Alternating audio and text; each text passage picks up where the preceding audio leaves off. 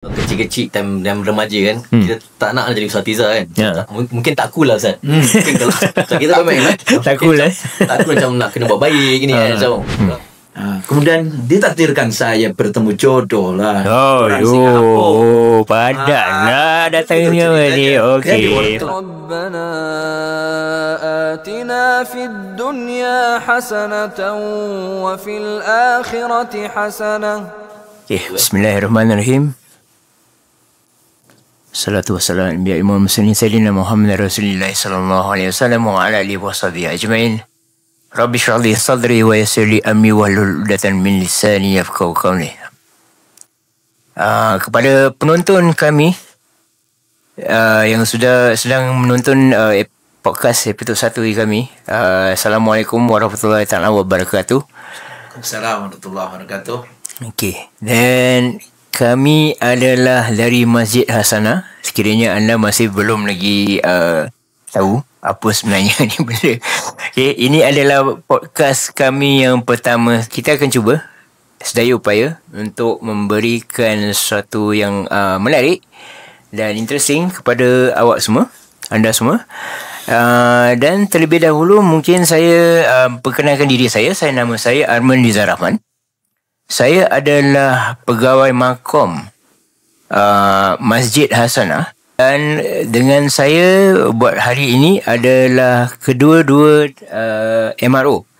Okey, Masjid Hasanah. Mula sekali sebelah kanan yang berbaju hijau ialah Ustaz Muhammad Badrul Salam. Betul. Ya. Ustaz Badrul Salam sudah lama dengan di Masjid Hasanah ya. Dan seterusnya yang muka dia macam kembar, pakai baju sama adalah Ustaz Syahid Saleh. Betul. Okey. Dia juga adalah MRO Masjid Hasanah. InsyaAllah kami akan bualkan perbincangan kami pada hari ini adalah tajuk yang agak menarik sekali. Okey. Tajuknya ialah Asatiza bukan malaikat. Apa maknanya? Wow. Okey. Jadi sebenarnya topik ni agak menarik sekali kerana kami ingin membincangkan tentang perspektif persepsi masyarakat tentang Asatiza Singapura. Antara sebab topik ni dikeluarkan ialah saya sendiri dapat melihat dengan mata saya sendiri macam mana kadang-kadang masyarakat kita ada kirakan expectation yang terlampau tinggi, ataupun ada komen-komen yang mereka tujukan kepada Asatiza kami, Asatiza Singapura, yang mungkin agak kurang baik lah. Jadi kita ingin juga pertengahkan tajuk ini supaya kita mendapat perspektif. Tak semestinya kedua ni mewakili Asatiza seluruhnya lah. Tapi dari sudut experience-nya, mungkin ada buah fikiran yang boleh dibincangkan, dan dari situ insyaAllah kami akan cuba mendapat conclusion di mana kan kami mendapat tahu jugalah apa rasanya Asatiza Singapura bila mendapat komen serta begini ataupun persepsi sebegini dari masyarakat kaum Islam Singapura sendiri. Okey, insyaAllah. Okey, dari sebelum tu kita mulakan dengan soalan yang pertama. Mungkin pasal tak semuanya kenal dengan Asatiza kita, jadi mungkin mulakan dengan Ustaz Badrul. Mungkin berikan kami sedikit latar belakang anda sebagai seorang Asatiza dan petugasnya semualah. Okey. Assalamualaikum. Alhamdulillah. Saya ucapkan terima kasih saudara Arman untuk julung kalinya kita memulakan podcast Masjid Hasanah. Ya. Memang saya dah lama tunggu. Dah tunggu tau. Lama tunggu. Rancang tapi tak jadi. Hari ini alhamdulillah memang betul apa yang dikatakan Arman tadi, perlu kita mengenalkan diri siapa kita. Okey. Saya kawan-kawan panggil Ustaz Badr. Ustaz Badr. Saya masuk Singapura tahun 2000. Kemudian saya berkhidmat di Masjid Muhammad Soleh, Gelang, Lorong 11, 4 tahun. 2002 sampai 2002 sampai 2006. 2006 1 November saya pun hijrah ke Masjid Hasanah. Jadi saya dah berkhidmat di Masjid Hasanah ini kalau ikut tahun lah, dah 19 tahun. Dah senior. Separuh dah sepertiga umur saya kat sini tau. Okay. Memanglah tak langsung seperti ini kita bermula di awal macam mana saya masuk ke Masjid Hasanah. Okay. Sebelum saya masuk menjadi staf Masjid Hasanah, saya memang pernah satu masa saya belajar Imam Khatib di Masjid Hasanah. Yang dianjurkan Masjid Hasanah kerjasama dengan MUIS waktu itu. Saya sampailah modul profesional Imam Khatib di Masjid Hasanah. Berakhir tahun kurang lebih 2004 kalau tak silap begitulah. Kemudian saya masuk Masjid Hasanah. Pertama, untuk maklumat bagian asatidzah, saya adalah satu-satunya staf lelaki kat sini dulu bagian asatidzah. Staf yang sepenuh masa. Jadi apabila masuk Hasanah, satu di antaranya jadi MRO, kemudian jaga madrasah, jadi mudir. Dalam masa yang sama tengokkan juga bagian kebersihan. Itu awalnya ini Ustaz Syahid waktu itu main-main juga di Hasanah. Sini. Waktu itu beliau belum berangkat ke Mesir ya. Belum. Alhamdulillah. Jadi sampailah sekarang, sampailah Ustaz Syahid balik dari Mesir, kemudian ditakdirkan join dengan Masjid Hasanah. Sampai sekarang beliau.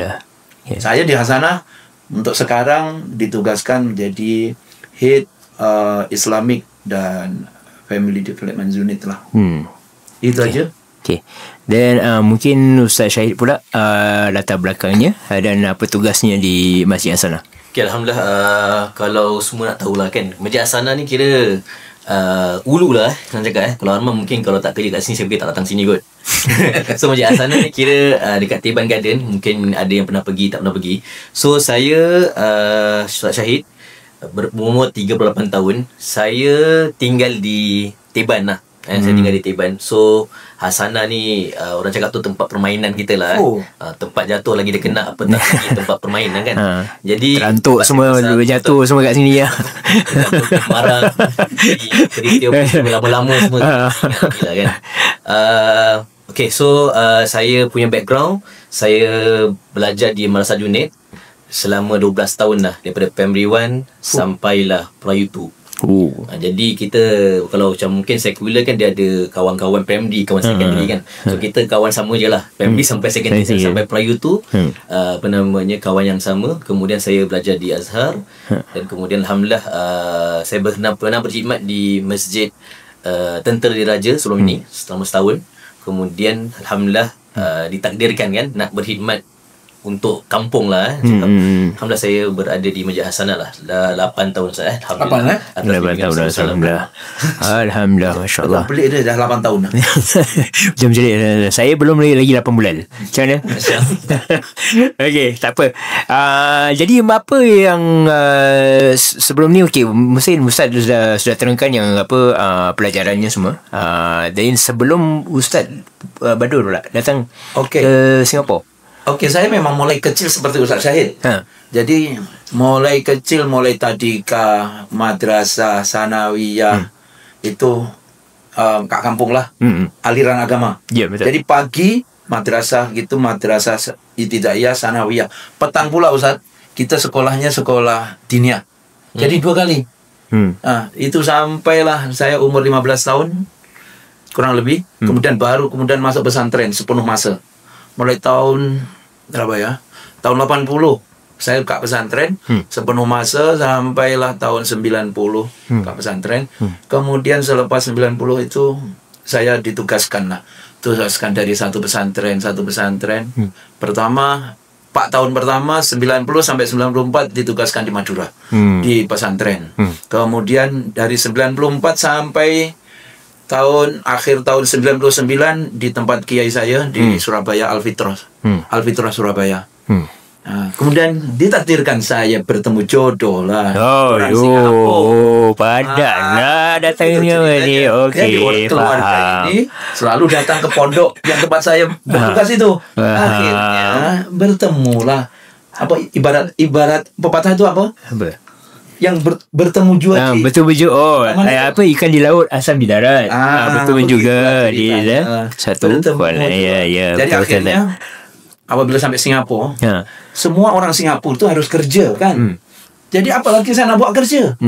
Saya awal-awal saya tak ada merancang jadi asatidz, jadi ustaz, tak ada rancangan tau. Yang penting pondok belajar ditugaskan ya ngajar. Sampai Singapura kat sini kena cari apa?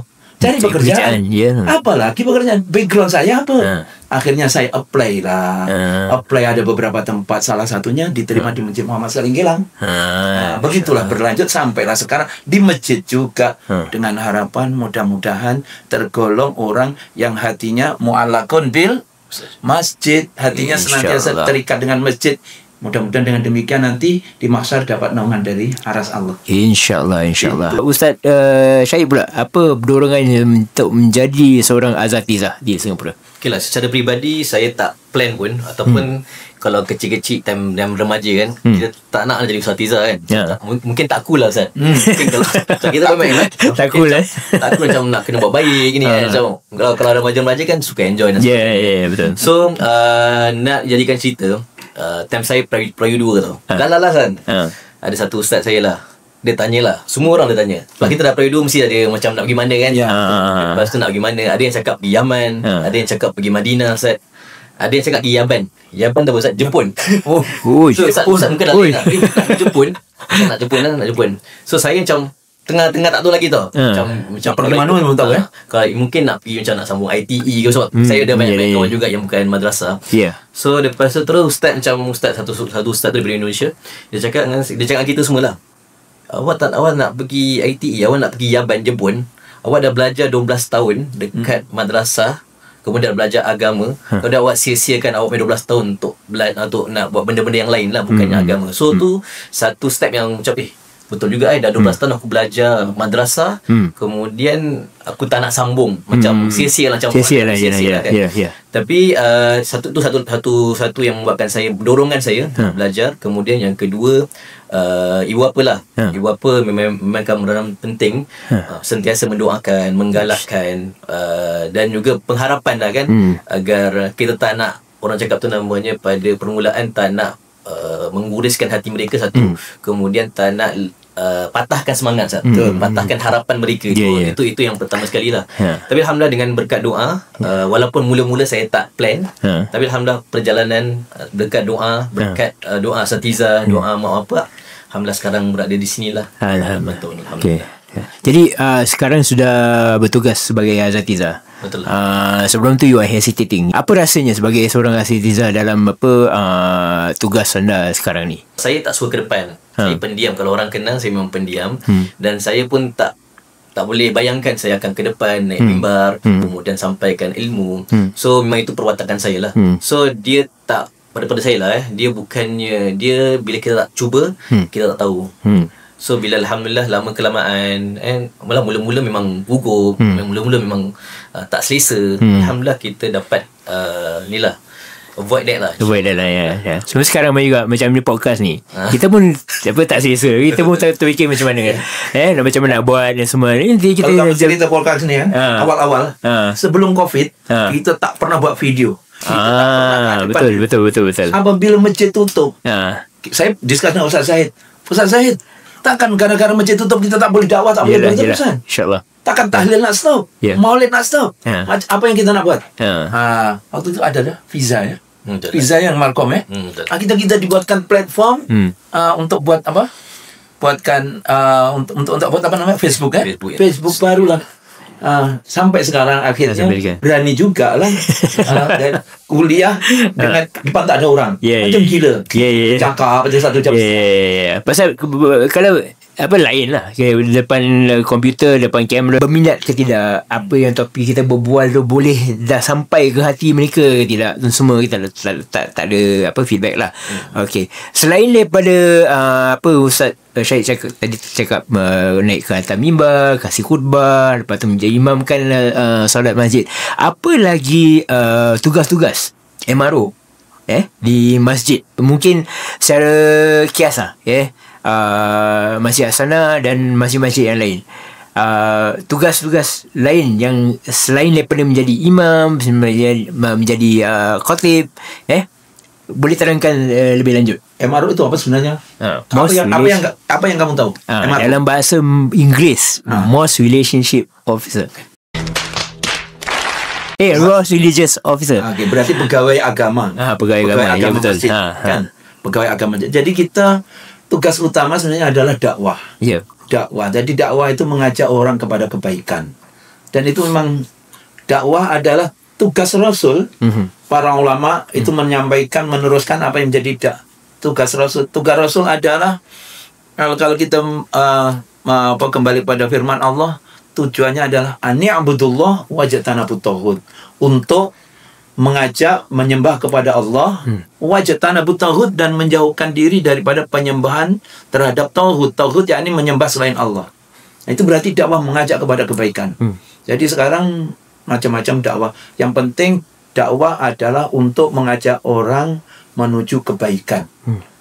Maka apalagi di Hasanah. Hasanah memang sesuai namanya. Masjid Hasanah. Kebaikan. Kebaikan, ya, betul. Maka itu, Arman, belakangnya betul. Harapan Hasanah. Harapan Hasanah kan? Mengajak kepada kebaikan. Betul. Tetap mengharap kepada kebaikan. Betul. Ini Jadi bagi yang siapa yang belum lagi mengetahui, Harapan Hasanah adalah satu daripada program Masjid Hasanah. Program ini khusus untuk memperbaiki status pesalah-pesalah dadah untuk berbakti kembali kepada masyarakat. Ini adalah salah satu daripada program yang kita ada di Masjid Hasanah, Harapan Hasanah, ya. Kemungkinan insya-Allah salah satu episod depan akan kami terangkan lebih lanjut mengenai program Harapan Hasanah ini, insya-Allah. Okey. Jadi Harapan Hasanah adalah satu program masjid. Yes, betul. Jadi mungkin terangkan lebih lanjut Ustaz, mengenai apa lagi program atau aktiviti masjid Ustaz sendiri yang melibatkan diri. Okay, Alhamdulillah. Kalau tadi cakap tentang dakwah Ustaz, MRO, so ada juga tanyalah, awak buat kat masjid buat apa? Imam-imam je ataupun imam je, gitulah. Ingat imam je. Cuma bila kita buat program di Singapura secara khususnya, kita ada namanya proposal, kita ada namanya budgeting, kan? So, ada namanya one year plan, sama juga one year budget. So itu semualah peranan penting. Before kita buat program, nak kena fikirkan sinopsis, nak kena fikirkan objektif, kan? Jadi tu yang alhamdulillah kita di Masjid Hasanah diberikan peluang untuk fikirkan benda tu lah. Itu tugas kita. Perkara yang pertama sekali, bila kita lihat, kita nak kena tahu needs, kita nak kena tahu keperluan masyarakat lah. Bagaimana kita nak tahu, nak kena engage dengan masyarakat, tanya, kemudian tanyakan feedback. Kemudian kedua, kita nak kena berikan platform ataupun berikan keperluan itulah. Maknanya kita nak kena provide that. Kalau dah cakap orang perlukan Ustaz tentang faraid, so kita nak kena provide that service tu, that program lah. So banyak lagi. Antaranya kalau dulu Ustaz, kita sebelum ada Markom, ada YDO, kita buat semua Ustaz. Buat sendiri. Dulu betul. Kita yang merancang, kita yang buat, kita yang nyampaikan, kita yang mengisi. Lepas itu closing report kita sendiri juga buat. Tak ada Ustaz. Maknanya poster pun kita buat Ustaz dulu. Buat sendiri. Poster kita buat. Sebelum mental saya buat sendiri. Mana yang bermanfaat. Tapi tahu-tahu aja lah, bukan ahlinya. Kalau sesuatu bukan ahlinya, asal buatlah poster. Tak macam sekarang kan. Amat lain. Lain lah. Okay, tapi memang tanggungjawab Azatizah di masjid, secara seluruhnya tak semestinya terlibat dengan menjadi imam ataupun khatib ataupun muazzin mungkin atau bilal, tapi banyak juga tanggungjawab ni untuk membuat aktiviti masjid semua. Dan nak buat aktiviti masjid ni memang banyak step dia lah. Pengalaman saya yang dari luar, Bukan dari masjid, dari private punya sector. Memang banyak tanggungjawab. Dia punya paperwork tu orang tak nampak. Orang nampak aktivitinya saja. Tapi dia punya preparation, dia punya cara rancangan, dia punya tulisan sana, tulisan ni, kita punya planning semua, memang banyak ni kerja dia. Yang tadi Ustaz ada cakap bila buat planning semua dekat, kadang-kadang bila kita buat aktiviti ataupun mungkin jalankan tugas harian dalam menjadi imam ke apa-apa, ada tak orang yang datang kepada Ustaz untuk menanyakan soalan agama? Sekarang bukan datang aja. Kadang-kadang email, kadang-kadang call secara direct. Kadang-kadang sampai benda-benda yang peribadi dalam-dalam emas. Aduh. Kadang-kadang saya malu nak jawab. Sebab itu bukan dunia saya. Urusan wanita. Saya carilah satu ustazah untuk menerangkan. Kalau yang mungkin yang memang seharian kita bolehlah, macam kita boleh terangkan kan. Tapi alhamdulillah lah, maka itu Allah tu memberikan satu panduan. Kalau kita nak tanya kepada ahlinya. Fas'alu ala zikri in kuntum la ta'lamun. Jadi tanyalah kepada ahli zikir, ahli ilmu kalau kamu tak tahu. Kalau saya tanya tentang tentang buat ini poster, mestilah tanya Arman. Tapi kalau saya tanya tentang tafsir kan, contoh, saya akan tanya Ustaz Syahid. Sebab dia kuliah duha, Ustaz Syahid hari Senin ajar tafsir. Jadi tanya masing-masing. So sebelum menjawab soalan agama yang tak tahu mendatang mendadak ni, apa pertimbangan yang Ustaz yang kena fikirkan? Contoh yang terkini kemarin ada orang yang tanya tentang, kalau saya tak datang majlis pernikahan anak saya, boleh tak Ustaz? Saya tu marah sangat lah. Jadi saya akhirnya saya coolkan lah. Itu urusan antara dia dengan calon besan. Contoh itu kan. Kita harus berpikiran untuk kemanfaatan anak. Kalau abang tak datang, macam mana nanti anak? Dalam masa yang sama kita pun kena turunkanlah ikut kita sikit. Demi kebaikan anak. Jadi kalau tak boleh datang, harus kasih tahu ke ROMM kenapa tak boleh datang. Jadi jangan sampai harinya tak boleh datang tanpa memberitahuan awal. Nanti jadikan kacau majelis kan. Jadi kita harus berpikir tentang maslahah ya. Maka itu masalah harus dipikirkan lah. Kadang-kadang begitulah. Sebab kalau apa kata Imam Syafi'i, al-hukmu yaduru mal illah wujudan wa adaman, kan? Hukum itu akan berputar. Tengok keadaan, tengok kenapa boleh macam gini, boleh berubah. Itu maka kita tengok keadaan lah. Maka itu kalau Rasulullah ditanyakan apa amalan yang paling utama, sometimes Rasulullah bilang apa? Birrul walidain. Ada orang tanya lagi, sahabat tanya, ayul amal afdal? Salat awal waktu. Kemudian ada lagi yang tanya, apa amal yang paling utama? Adalah jihad. Kenapa pertanyaan sama? Jawabnya berbeza-beza. Saya yakin Rasulullah tahu keperluan penanya itu. Mungkin ini orangnya bagus berbakti pada orang tua, tapi mungkin dia kurang berat tentang sholatnya mungkin. Maka itu kita memberikan jawaban sesuai dengan keadaan untuk kemanfaatan mereka yang bertanya itu.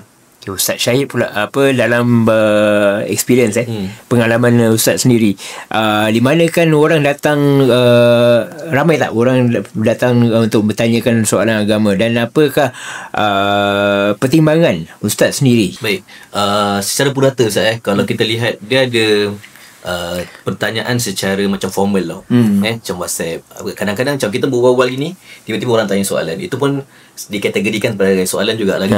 So pada saya kira kalau dalam range dalam seminggu saya fikir boleh dapat 4-5 soalan dalam seminggu. So baru-baru ni pun juga ada soalan tentang, kebanyakan kalau kita lihat yang datang kat saya, kebanyakan kita tanya tentang Ustaz, tentang wafak baru-baru ni tentang wafak, tentang boleh tak pakai Okey. wafak kemudian tentang ruqyah kan. Kemudian ada juga tentang penceraian. Ini kena contoh topik-topik hot lah kan. Tapi kita bukan mahir tu. So kita akan channel kita akan channel kepada yang mahir, yang betul Yang ahlinya. pengamal ruqyah. Kalau tu ROMM. Secara purata memang soalan yang banyak, yang mampu kita jawab lah. Dan selain daripada soalan-soalan tu, kita pun nak kena get ready 24/7. Kalau dulu-dulu mungkin kadang-kadang handphone saya pun berbunyi jugalah kan. Dalam satu lebih orang, kadang-kadang sebab dulu saya jaga youth. So youth kira dia kadang-kadang ada problem ke apa dengan family, dengan kawan dan sebagainya kan. Dia nak kita lah kan jawab, sebab dia dah percaya kat kita. Tu alhamdulillah bagus lah, sebab ada kepercayaan, ada connection between kita dengan masyarakat. So diorang pun percaya, diorang pun nak kita punya advice kan. So kita pada saya kira kita tak boleh menghampakan kan. Itu yang tugasan yang berat lah kan. Kadang-kadang isteri, alhamdulillah isteri pun asatizah, dia pun faham tugas kita. Itu yang paling penting sekali, keluarga lah, untuk memahami lah tugas kita, nak menjawab. Tugas kita bukan setakat 9 to 5 saja, tapi ada tugas-tugas yang lain di luar kan. waktu kerja. Di luar waktu Sabtu Minggu pun Ustaz di mana-mana Ustaz ada undangan dan sebagainya. So alhamdulillah bila ada persoalan-persoalan tu yang kita tak tahu, yang kita tak mahir, kita akan channel kepada yang lebih mahir lah, alhamdulillah. Jadi antara sudah dapat soalan yang tengah-tengah malam orang mesej, orang tanya soalan ni, apa lagi cabaran sebagai seorang asatizah untuk mendapat nak kirakan balance lah, mengimbangi antara tanggungjawab sebagai seorang asatizah dan juga tanggungjawab diri sendiri untuk sebagai mungkin bapa ataupun anak. Kebanyakan masyarakat kita sudah kurang faham yang asatizah ni pun seperti topik ni, asatizah bukan malaikat. Asatizah pun ada tanggungjawab sendiri. Macam mana boleh nak mencari keimbangan tu? Keseimbangan. Baik Ustaz. Okay Ustaz, bagaimana nak dapatkan keseimbangan? Actually by right kita pun susah juga, tengah struggling lah. Tak adalah saya cakap perfect semua benda kan. Even kat rumah mungkin kita tengah fikir kan kita tengah buat apa kan. Kadang-kadang satu minggu pun kena ada undangan dan sebagainya kan. So kita pun nak tolak pun kita tanggungjawab kan. Kemudian kita ada fikir tanggungjawab yang lain sebagai ibu, sebagai ayah yang kena membesarkan anak dan sebagainya. So Sebagai anak lagi. Masih ada orang tua sini sebagai anak. Sebagai anak lagi so, banyak tanggungjawab lah. So bagaimana kita mengimbangi bagaimana kita mengimbangi, kita nak kena prioritize lah. Mana kira mana satu yang aula, mana satu yang penting. Kemudian di samping itu kita nak kena, pada saya lah berkat waktu tu lah actually alhamdulillah. So kita nak ada quality time. Dia bukan quantity time tu, saya rasa susah nak dapat quantity time. So masa kita terhad, kemudian ada mengajar dan sebagainya kan. Tapi bila kita ada quality time, maknanya 1 hour tu kita buat yang terbaik lah. Maknanya fokus, handphone pun kita letak tepi kan. Segala urusan-urusan yang lain kita try kena fokus dekat agak anak dan sebagainya. Tu yang paling penting kali lah, quality time lah. Yang sekarang bukannya saya dapat, cuma saya tengah struggle nak buat benda ni. Alhamdulillah, doakan InsyaAllah. Okay. Jadi mungkin kepada Ustaz, balik kepada Ustaz Badur dulu lah. Adakah masyarakat ni terlampau berpaut sangat kepada asatizah kita mengenai ilmu? Dan sekiranya kalau apa rasanya, sekiranya adakah perlu untuk masyarakat lebih mendapatkan sendiri tahu mengenai agama ni, ataupun masih tetap juga dengan asatizah sebagai yang terbaik lah? Tapi Ini Arwan Kalau sebenarnya kalau masyarakat seperti itu kepada asatizah, bagus tau. Berarti dia ada kepercayaan, masih ada kepercayaan kepada asatizah dan meletakkan asatizah itu tempat yang yang mulia lah sebenarnya. Yang jadi masalah lagi kalau suatu masa kalau masyarakat dah tak perlukan asatizah, dia semua pertanyaan dia dah boleh tanya kepada ChatGPT AI. Itu masalah lah. Betul. Masalah. Jadi kalau masih kepada asatizah alhamdulillah, tapi kita kena macam mana pun kita kena kita kena menyadari bahwa asatizah bukan menguasai semua ilmu yang ada. Tak. Ada, makanya itu ada tak khususnya, ada siapa yang ahli bahasa Arab ke, ahli fiqh ke, ahli tahu. Maka itu Allah kasih panduan, tanya kepada ahlinya.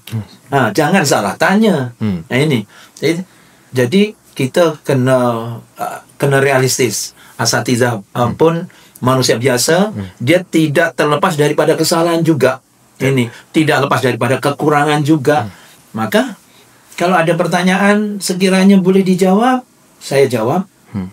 Tapi kalau saya tak boleh jawab, saya akan cari jawaban.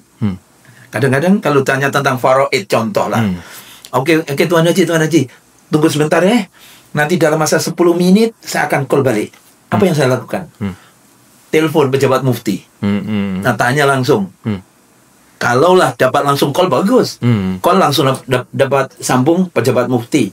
Direct tanya, ada permasalahan gini, ini sedang ditanyakan sekarang ini Ustaz, mohon jawabannya. Nanti diterangkan.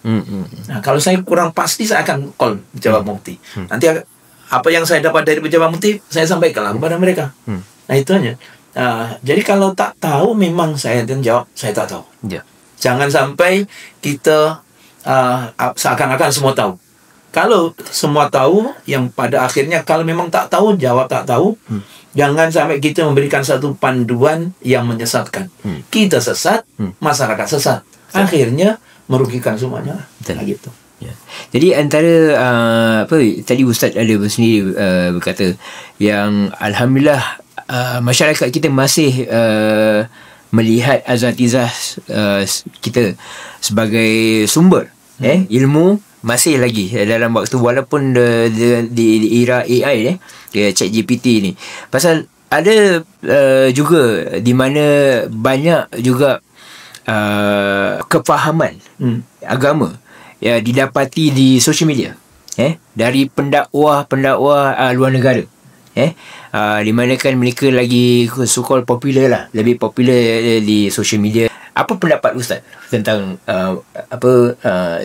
dakwah yang disampaikan melalui social media macam ini sebegitu? Sekarang memang dah zamannya, Arman. Sekarang zamannya zaman IT kan. Jadi kita tak boleh menafikan, kita tak boleh lari daripada kenyataan hidup sekarang dakwah. Dan apalagi budak-budak belia, budak-budak muda, dia lebih suka dengan dakwah itu menerusi platform Facebook ke, YouTube ke, Instagram ke dan lain sebagainya. Bukannya satu kesalahan, kita tak boleh menafikan, tapi kita kena pandai menapis. Kita harus pandai menapis pandangan-pandangan mereka. Contoh tak semestinya kita mengikut pandangan mereka 100%. Kita hidup kat mana? Mereka hidup kat mana? Kita hidup kat Singapura.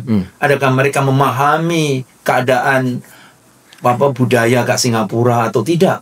Maka itu paling bagus kita tanya kepada asatizah kita di dalam negeri yang sesuai, yang memahami budaya, kebiasaan masyarakat sini lah. Ini konteks Singapura macam mana. Kalau saya ikut konteks dulu waktu kat pondok, tak sesuai. Dulu kat pondok gini, kalau contoh Ustaz belajar tentang zakat. Dulu zakat kambing lah, zakat sapi lah, zakat padi lah semua. Singapura mana ada? Ya, betul. Hartanya lain lah. Apabila sampai sini CPF lah. Itu semua yang, jadi kita kena memahami keadaan. Itu. Jadi sebenarnya kalau siapa yang memahami hukum Islam ini tak akan jumud. Islam tak jumud, Quran tak jumud. Dia tergantung kepada sesiapa yang memahami lah. Dia akan senantiasa relevan sampailah akhir kiamat. InsyaAllah. Jadi seterusnya pasal kita sudah seperti Ustaz tadi terangkan konteks Singapura itself lain daripada luar negara. Jadi sebagai Ustaz Syahid pula sudah dibesarkan ataupun melalui pelajaran melalui sistem Singapura, apakah pandangan Ustaz kirakan dalam MUIS memberikan peluang ataupun menaikkan taraf asatizah Singapura? Apa cara-cara yang mereka sudah berikan kepada peluang berikan kepada asatizah Singapura? Alhamdulillah. Yang tadi menjawab, menambah tentang tadi social media Ustaz. Saya rasa sekarang ni dia punya zaman is 3 in 1, nak fast tau Ustaz. So biasanya kalau kita bual panjang lebar ni orang tak suka. kan. So tapi orang nak 5 minit dapat jawab, dapat lah. Kalau AI dapat, tu yang macam pada saya kira as a masyarakat, as kita sendiri Ustaz, kita nak kena rajin lah. Maknanya nak kena rajin belajar. Sebab dia memang dapat tapi kita bukan dapat haram halalnya, bukan hukum kita dapat. Kita nak prosesnya. Kita nak kena belajar prosesnya kenapa jadi halal dan jadi haram. Satu. Kemudian alhamdulillah inisiatif MUIS lah, alhamdulillah nak menaik tarafkan lah asatiza di Singapura. Alhamdulillah kita ada namanya ARS kan. Kita perlu clock in CPE hours ada. Yes, 30 jam. 30 jam selama 3 tahun. 3 tahun alhamdulillah. Kemudian ini semua melihat kepada keperluan actually. Keperluan bagaimana kita pun ada macam AI, macam nak belajar. Kemudian orang cakap tanya masalah yang contemporary. So bagaimana kita nak menjawab tu kan. Kadang macam-macam ada kan. Macam-macam perkara yang sekarang kalau kita lihat balik, macam-macam perkara yang tengah naik sekarang lah kan. So alhamdulillah MUIS memainkan peranan penting untuk asatiza, secara khususnya berikan platform untuk kita belajar bagaimana nak menjawab nak belajar secara detail lah. Macam cakap tadi, bukan setakat halal haram, tapi tahu prosesnya macam mana. Kalau sekarang kultur daging kultur kan, tengah inting dengan daging yang culture meat lah. So macam mana dia punya prosesnya. So kita bila masyarakat tanya, kita bukan setakat tanya MUIS, bukan gitu. Kita tahu jawapannya. Itu yang paling alhamdulillah saya rasa itu yang kita buatlah sekarang secara khusus di Singapura lah. Jadi kena maklumat kena sampaikan kepada masyarakat supaya masyarakat itu menghadapi perubahan setiap saat itu dengan pandangan yang kukuh lah. Jadi macam ada keyakinan. Dia tak ragu-ragu. Tapi satu lagi Arman, kita untung kat Singapura ni kita tak payah ragu-ragu. Nak makan masih ada logo halal. Itu satu di antara kelebihan. Tak perlu ragu-ragu. Ini kalau ada halal kita masuk makan. Kalau tak ada tak payah masuk. Itu sekarang macam mana sekarang yang seperti yang Ustaz Syed tadi bilang tu, proses. Supaya kita tahu sehingga apabila suatu masa saat dapatkan daging yang seperti itu ragu-ragu tak. Itulah supaya disampaikan kepada masyarakat kalau melangkah sesuatu jangan ragu-ragu lah. Itu di antara kewajiban kita menyampaikan kepada masyarakat seperti itulah. Sebagai seorang asatidah, nak mengimbangi keperluan agama dan kepentingan agama dalam negara sekular di Singapura sendiri. Bagi saya macam banyak juga kritikan dari masyarakat mengenai cara kita tak mungkin tak sekuat in terms of kita punya penyampaian ataupun opinion mengenai hal-hal atau isu-isu tertentu. Tapi bagi Ustaz, macam mana kita nak mengimbangi antara mendapat jadi kita masih berhasil lagi untuk menyampaikan agama yang sebaik mungkin. Yang saya tahu lah negara sekuler itu berarti negara yang memisahkan antara agama dengan pentadbiran pemerintah. Betul. Itu sekuler. Tapi kita kena syukur lah di Singapura ni, walaupun negara bukan negara Islam, negara sekuler, tapi untuk orang Melayu kita masih untung, kita ini ada AMLA. Dari situ kita orang Islam walaupun minoritas kat sini, kita masih ada diberikan hak macam-macam. Kan? Kat luar sana mungkin tak ada yang namanya MBF.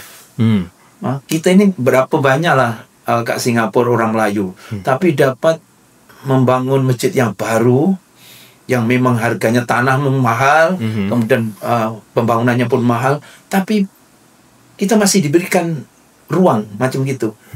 Itu diantaranya. Jadi akhirnya pernah apa yang saya dengar gitulah.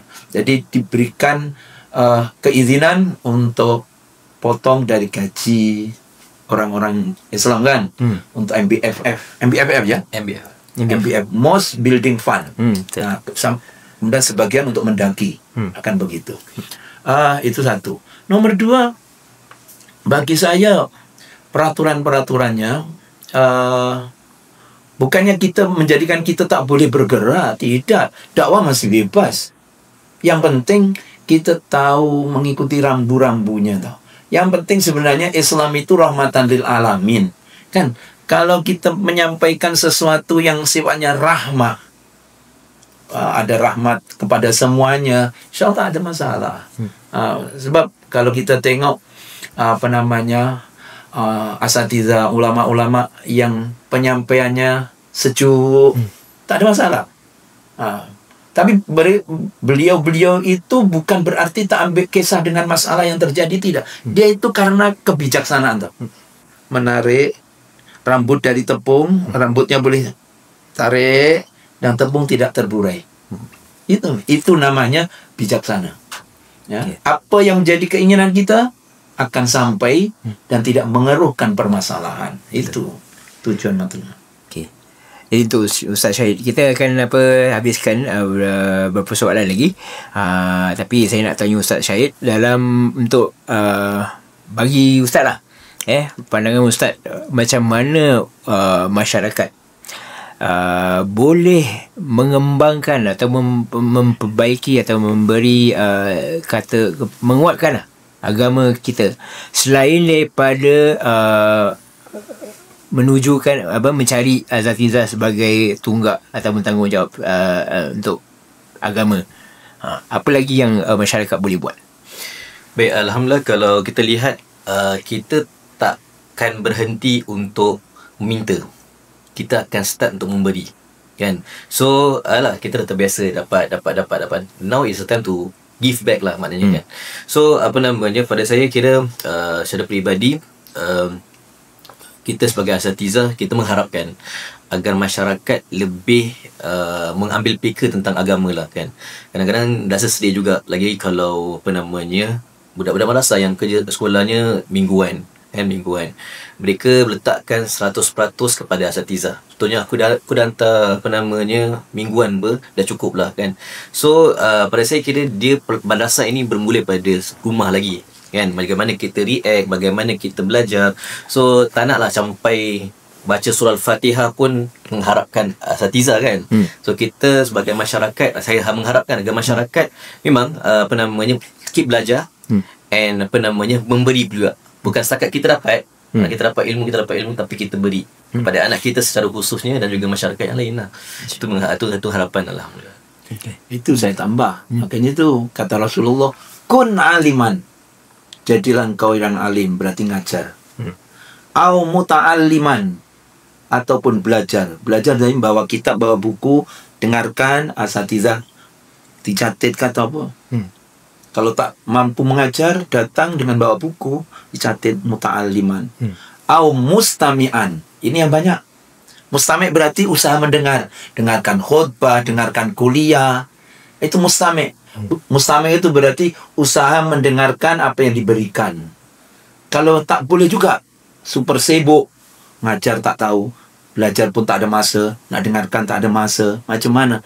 Nomor 5, au muhibban, atau sebagai pecinta, suka dengan masjid, suka dengan orang alim, suka dengan majlis ilmu, tapi tak ada masa, macam mana? Sebagai bentuk cintanya sekarang apa? Kasih sokongan masjid, derma ke masjid, masjid untuk persiapkan tempat mengajarnya, untuk kasih lawan asatizahnya. Ini sebagai bentuk kecintaan terhadap ilmu, terhadap asatizah lah. InsyaAllah berkahnya cinta itu dengan mengeluarkan derma ke masjid karena mempersiapkan tempat pembelajaran, InsyaAllah dia akan datang sendiri ilmunya nanti kepadanya. InsyaAllah. Okey, jadi kita akan tamatkan podcast ini. Mungkin ada sepatah dua yang Ustaz nak sampaikan kepada para penonton mengenai apa sajalah yang. Okey, jadi terakhir tuan-tuan, puan-puan yang dirahmati Allah, jadi yang penting kita karena kita tak akan pernah terlepas dari tugas sebagai hamba Allah adalah untuk beribadah. Wa ma khalaqtul jinna wal insa illa liya'budun, kan. Aku tidak menciptakan jin dan manusia kecuali untuk ibadah. Maka kita kena cari ilmunya yang berurusan ibadah. Sama ada ibadah dengan Allah atau ibadah dengan sesama masyarakat, yang muamalah, maka kita harus tetap belajar. Jangan pernah bosan untuk belajar. Maka itu belajar sejauh mana kita mampu belajar, kita terus belajar. Mana yang termampu? Belajar tak semestinya belajar mesti kat sekolah. Tidak, baca buku juga belajar. Kan? Apalagi dengan sekarang lagi kerja dengarkan ceramah. Sekarang kan dah tadi itu apa? Sekarang dah musim apa namanya? Canggih kan. Jadi dengarkan dengan ceramah-ceramah, nasihat-nasihat, insya-Allah akan menghidupkan hati kita. Sebab innallaha yuhyil qalbal mayyit binuril hikmah. Allah menghidupkan hati yang mati dengan cahaya hikmah, dengan cahaya ilmu. Maka muka-muka kita tetap semangat belajar dan belajar sampai mati. InsyaAllah. Ustaz Syahid pula. Baik, alhamdulillah. Kalau tajuk kita hari ni apa? Asatiza bukan malaikat. Saya rasa dah menjawab lah kan. Ya. Asatiza bukan malaikat, bukannya semua kita tahu Ustaz, betul? Sudah dah terangkan. So harapan untuk masyarakat yang dengar lebih faham peranan kita, kemudian lebih faham kehidupan kita pun sama juga dengan orang lain kan. Kita ada family, kita ada masa yang kita luangkan untuk kita nak rehat kan. Tapi alhamdulillah dengan kepercayaan yang ada, saya harapkanlah kira kita lebih keyakinan satu. Kemudian sebagai contoh, kalau kita kadang-kadang saya cakap Ustaz, bila orang datang kat saya, Ustaz boleh bacakan surah Yasin, baca tahlil lah kan. So bila saya duduk di situ, ada juga yang kadang-kadang orang yang boleh lead pun. Saya cakap dengan mereka, okey, sekarang hari ni saya bawa, awak boleh belajar. Next time awak bawa sendiri. Macam awak bawa family awak lah kan. Tak payah panggil saya lagi lah kalau awak dah boleh bawa. So memang bagus mengharapkan asatiza, tapi lepas tu kita try to give back. Kita try to become yang memberi lah. Bukan sahaja kita mendapat, tapi kita memberi. InsyaAllah menjawab persoalan-persoalan tadi. Alhamdulillah, terima kasih. Jadi insyaAllah kita jumpa lagi lah kan. InsyaAllah. Ada banyak InsyaAllah lagi. Podcast ni pun tak ada yang sponsor saya. Air kopi sendiri ya. Tapi kalau siapa-siapa nak menderma, saya boleh boleh ke UNS70 MQ0042B. Betul boy. Masya-Allah, baik. Kalau OCBC bank transfer kita 591070164 001. Alhamdulillah. Boleh gambar itu gambar aja ya dah. Okey. Alhamdulillah. Bismillah. Alhamdulillah. Okey, sudah kami mendengar dari buah pikiran dari Asatiza Hasan Makcik Hasanah Singapura. Alhamdulillah, saya fikir agak banyak juga benda-benda yang kita dapat sampaikan dan agak bernas Alhamdulillah. InsyaAllah di episod kemudian kami akan bincangkan mengenai program kami. Salah satunya ialah mengenai Harapan Hasanah, dan kemudian ni kita ada juga topik-topik yang lain yang akan dipertengahkan insya-Allah di masa hadapan.